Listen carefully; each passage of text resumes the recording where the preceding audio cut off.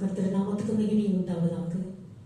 இந்த நாளில் ஆகஸ்ட் மாதம் 4ஆம் தேதி கர்த்தர் நம்மை இம்மட்டமாக அழைத்து நம்மை ஒவ்வொருவரையும் அவருடைய அழகான கண்களால் நம்மை நோக்கி பார்த்து கொண்டிருக்கின்றார். நாம் வரும் முன்பே அவர் நமக்காக காத்து கொண்டிருக்கின்றார். அப்படியாக அந்த தேவாதி தேவனை, ராஜாதி ராஜனை, தாவீது அரசனை நாம் உள்ளத்தின் ஆழத்திலிருந்து கூப்பிடும் பொழுது கர்த்தர் உங்களையும் என்னையும் ஆசீர்வதிப்பார். அப்படியாக இந்த நாளில் நான் ஏசாயா 2ஆம் அதிகாரம் 5ஆம் வசனத்தில் கொடுக்கிறேன். கர்த்தரின் வெளிச்சத்திலே நடப்போம் வாருங்கள் என்று கர்த்தர் சொல்லுகிறார். தேவனுடைய பிள்ளைகளே வாருங்கள், என்னுடைய பிள்ளைகளே வாருங்கள், கர்த்தருடைய வெளிச்சத்தில் நடப்போம் என்று இன்று நான் உங்களை அழைக்கிறேன்.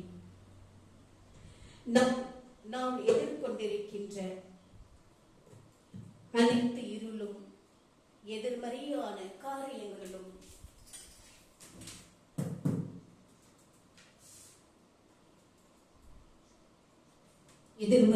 காரியங்களிலும் நாம் அனைவரும் அவருடைய திருப்பாதத்தில் நாம் அனைவரும் ஒருமனப்பட்டு அவரை நாம் துதிக்கும் பொழுது கர்த்தர் நம் அனைவரையும் அவருடைய பிள்ளைகளாக ஏற்றுக்கொண்டிருக்கின்றார். அப்படியாகத்தான் கர்த்தர் சொல்லுகிறார், என்னுடைய பிள்ளைகளே வாருங்கள், கர்த்தருடைய வெளிச்சத்தில் நடப்போம் என்று இன்று நான் உங்களை அழைக்கிறேன். நாம் எதிர்கொண்டிருக்கின்ற அனைத்து இருளும் எதிர்மறையான காரியங்களும் அவநம்பிக்கையும் கர்த்தருடைய மகிமையான நாமத்தில் நம்மை விட்டு நீங்கி போகும் என்று விசுவாசிக்க பழகுவோம். தேவனுடைய வெளிச்சம் உங்கள் வாழ்விலும் உங்கள் இதயத்திலும் வெள்ளம் போல பெருகுவதாக.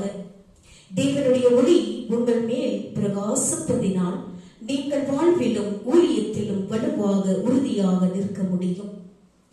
நாம் அனைவரும் ஒருமனப்பட்டு உள்ளத்தின் ஆழத்திலிருந்து அவரை நாம் கூப்பிடுவோம். இந்த நேரத்தில் என் அன்புள்ள ஆண்டவரே, உமது வெளிச்சத்தில் உமது சகாயத்தினால் வாழ்க்கையின் பாதையில் நடக்க நான் இன்று தீர்மானம் செய்கிறேன்.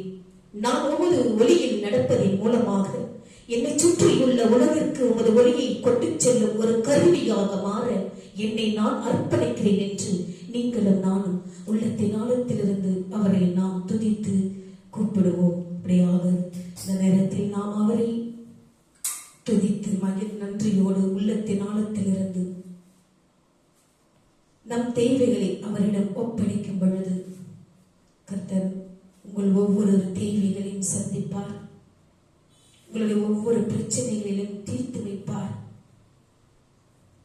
அப்படியாக இந்த நாளில் நீங்களும் நானும் ஒருமனப்பட்டு ஆண்டவரை நோக்கி உள்ளத்தின் ஆழத்திலிருந்து அவரை நாம் துதித்து மகிழ்ந்து பாடுவோமாக.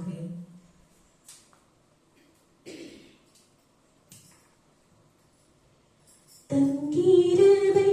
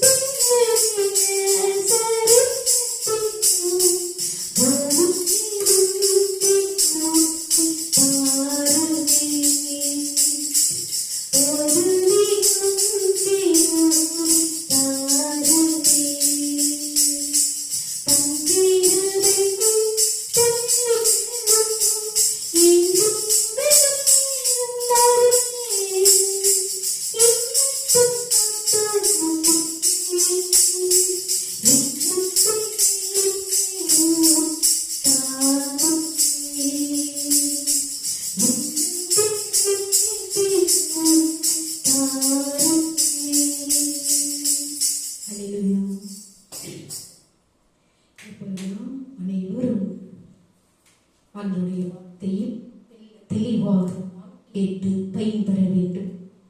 ஆண்டவருடைய வார்த்தையானது ஜீவன் உள்ளது, உயிர் உள்ளது.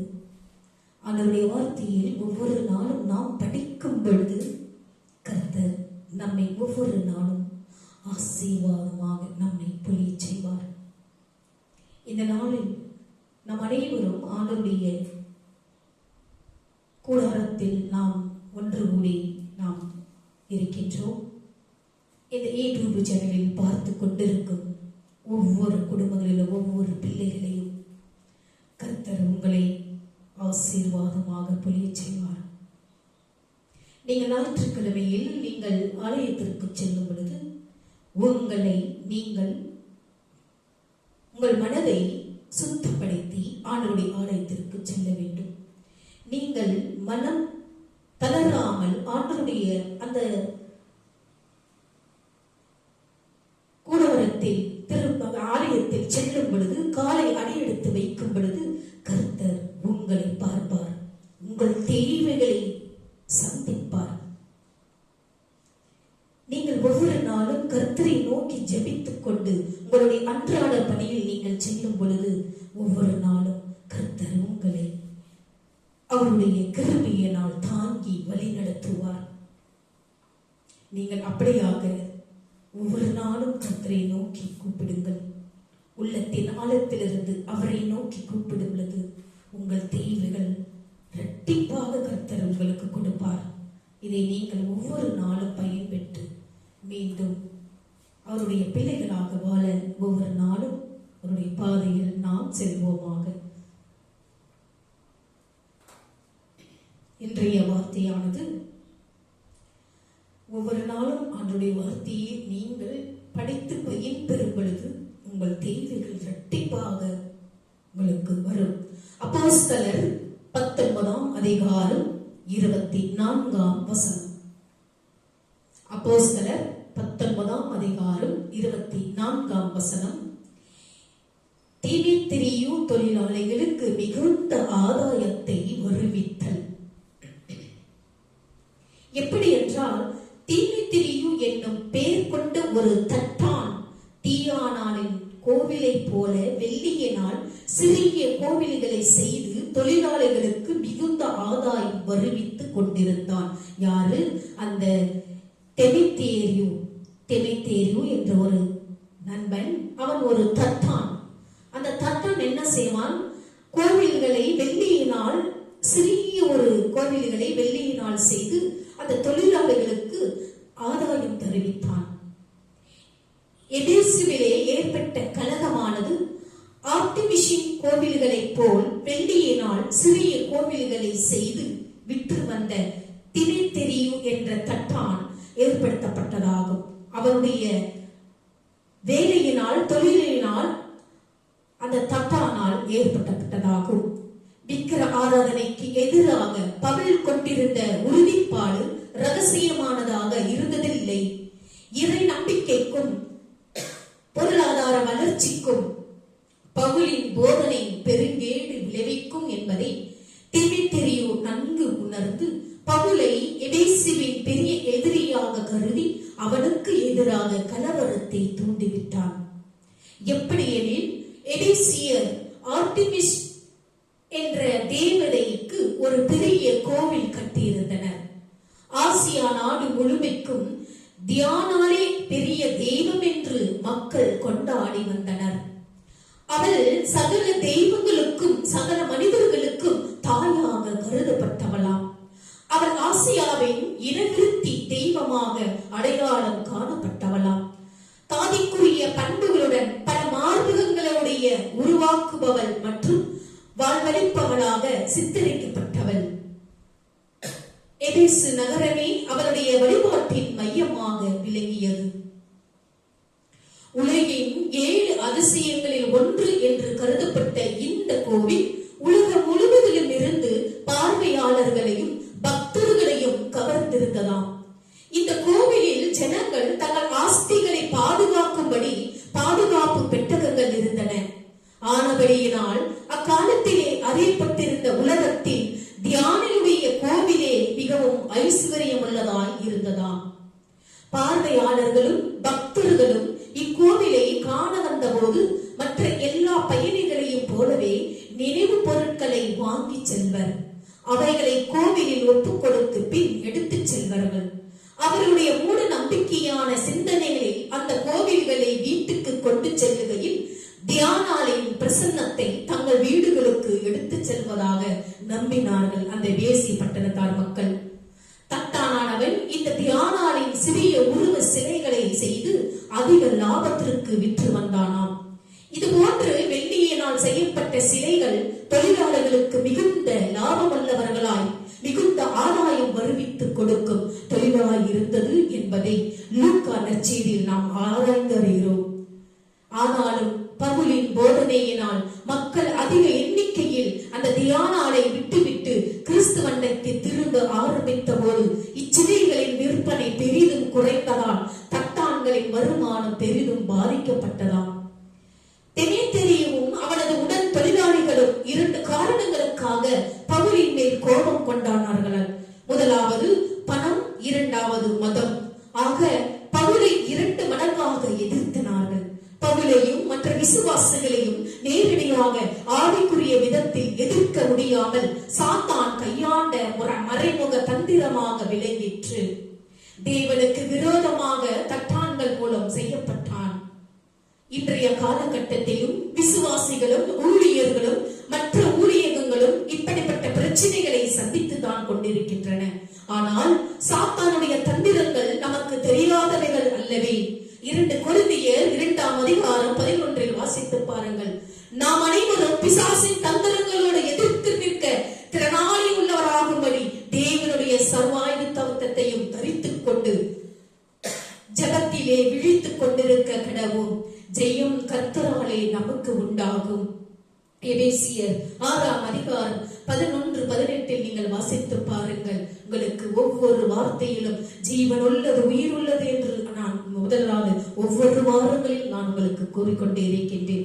ஆகையால் நீங்களும் நானும் ஒவ்வொரு நாளும் ஆண்டவருடைய வார்த்தையை படிக்கும் பொழுது கர்த்தர் நம்மை அவருடைய பாதையில் நடக்க வைப்பார். அப்படியாக இன்றைய நாளில் கூட ஆண்டவரை நாம் உள்ளத்தின் ஆழத்திலிருந்து அவரை நாம் துதிக்கும் பொழுது கர்த்தர் அவருடைய அழகான கண்களால் நம்மை ஒவ்வொருவரையும் தொட்டு ஆசீர்வதிப்பார். அப்படியாக இந்த நாளில் கர்த்தர் தாமே உங்களை இந்த வார்த்தையை கொடுத்ததற்காக நன்றி செலுத்தி நாம் அனைவரும் காணிக்கைக்கு கடந்து செல்வோம். காணிக்கைக்கு முன்பாக இந்த பாடல்களை பாடி அவரை நாம் துதிப்போம். தேவனுக்கு மகிமை உண்டாவதாக.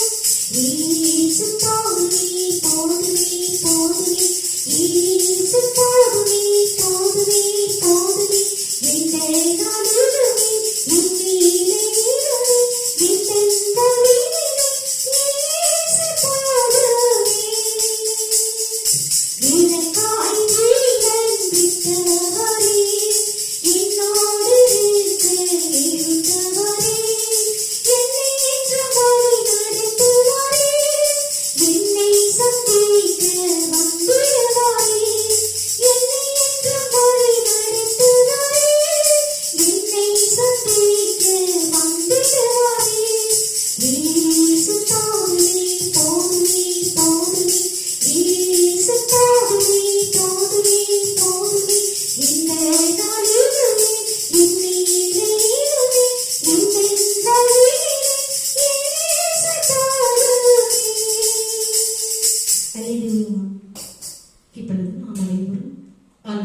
திருவிருந்தில் நாம் அனைவரும் பங்கு கொள்வோமாக.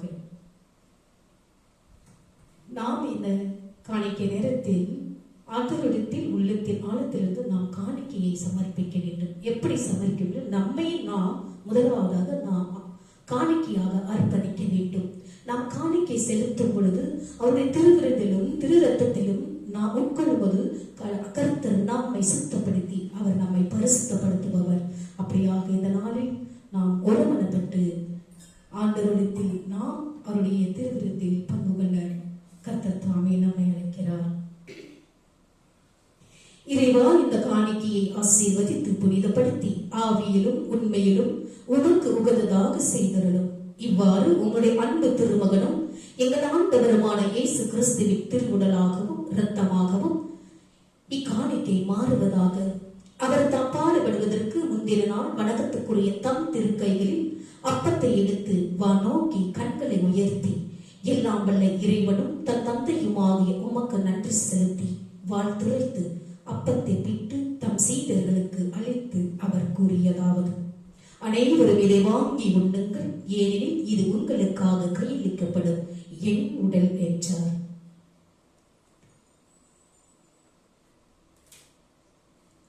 அவனமே உணவருந்திய பின் மகனை மிகுந்த இக்கிண்ணத்தை வணக்கத்துக்குரிய தம் திருக்கைகளில் எடுத்து மீண்டும் உமக்கு நன்றி செலுத்தி வாழ்த்துரைத்து தம் சீடர்களுக்கு அளித்து அவர் கூறியதாவது: அனைவரும் இதை வாங்கி பருகுங்கள், ஏனெனில் இது புதிய நித்திய உடன்படிக்கைக்கான என் ரத்தம். இது பாவ மன்னிப்புக்கென்று உங்களுக்காகவும் எல்லாருக்காகவும் சிந்தப்படும். இதை என் நினைவாக செய்யுங்கள். நாம் அனைவரும் அவருடைய திருவுடலிலும் ரத்தத்திலும் ஒருமனப்பட்டு இந்த திருவிழாவில் பங்கு கொள்வோமாக.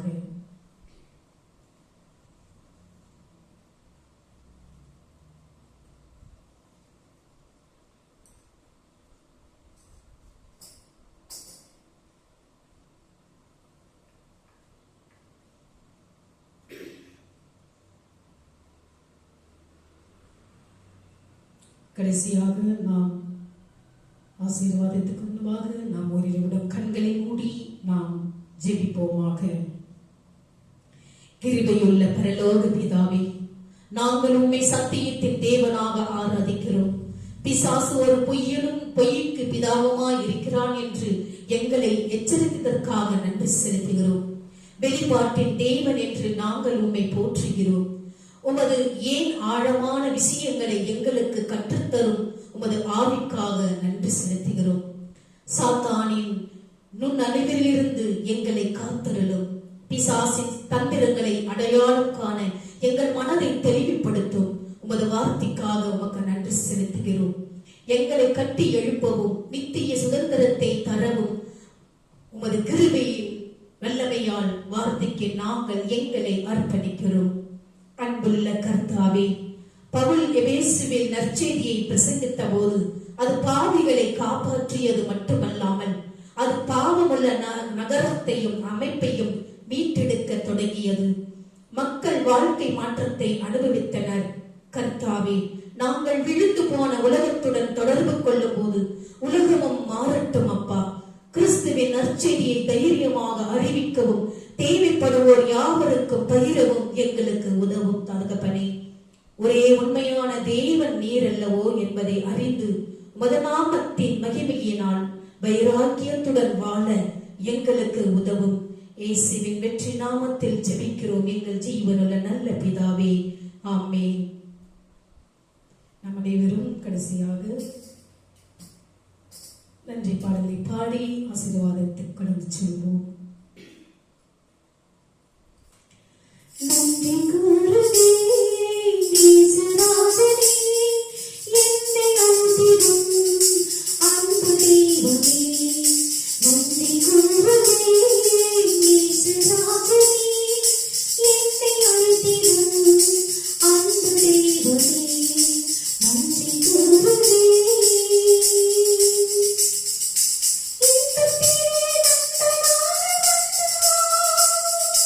துன்பத்திலே துணையாக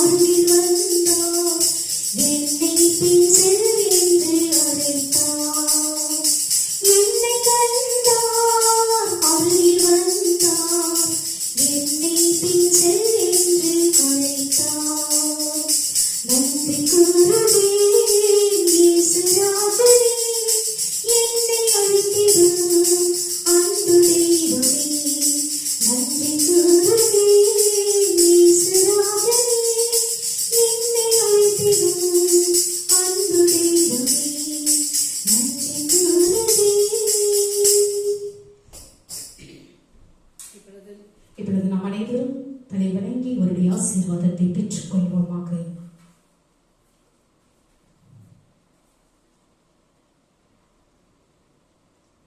சேனலில் பார்த்து கொண்டிருக்கும் ஒவ்வொரு குடும்பங்களையும் கர்த்தர் ஆசீர்வாதத்தை பொலைச்சலமாக உங்கள் தேவைகள் சந்திக்கப்படட்டும், உங்கள் பிரச்சனைகள் தீர்க்கப்படட்டும், நீங்கள் எதிர்பார்த்து கொண்டிருக்கும் காரியங்கள் ஒவ்வொன்றும் இரட்டிப்பாக நிறைவேறட்டும்.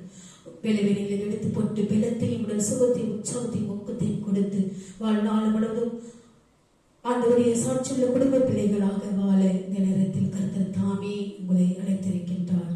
அப்படியாக நாம் அனைவரும் உள்ளத்தின் ஆழத்திலிருந்து அவரை நாம் கூப்பிடுவோமாக. என் ஆத்துமாவே கர்த்தரை ஸ்தோத்திரி, என் முழு உள்ளமே அவருடைய பரிசுத்த நாமத்தை ஸ்தோத்திரி. என் ஆத்துமாவே கர்த்தரை ஸ்தோத்திரி, அவர் செய்த சகல உபகாரங்களையும் மறவாதே. நாம் அனைவரும் தலைவணங்கி ஆசீர்வாதத்தை பெற்றுக் கொள்வோமாக. நம்முடைய ஆண்டவராகிய இயேசு கிறிஸ்துவின் கிருபையும் பிதாவினுடைய அன்பும் பரிசுத்த ஆவியினுடைய அந்யோன்யம் ஐக்கியமும் நம்மோடும் நம்முடைய குடும்பத்தோடும் யாரெல்லாம் இந்த யூடியூப் சேனலில் பார்த்து கொண்டிருக்கின்றார்களோ ஆண்டவருடைய வெளிச்சமானது உங்கள் மேல் பிரகாசம் அடையத்தக்கதாகவும் ஆண்டவர் வரும் மட்டும் உங்கள் மேல் சந்தோஷம் சமாதானம் என்றென்றும் நிலைத்திருப்பதாக. ஆமென். May God bless you. ஆண்டவர் உங்களை ஒவ்வொருவரையும் ஆசீர்வதிப்பாராக. ஆமென்.